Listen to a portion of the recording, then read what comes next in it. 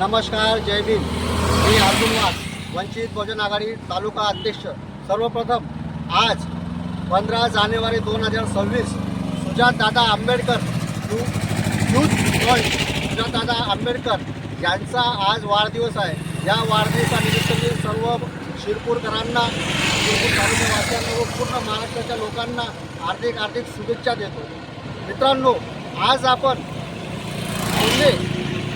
साडे गलंगी या पुलाजवळ आहोत.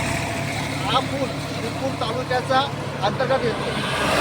या पुलाचा आपण खड्डे बघणार, अतिशय जीवघेणे खड्डे झालेले आहेत. तरीसुद्धा या NICचे अधिकारी यांना लाजसुद्धा वाटत नाही की या खड्ड्यांमुळे प्रचंड प्रमाणात इथे अपघात होऊ शकतो.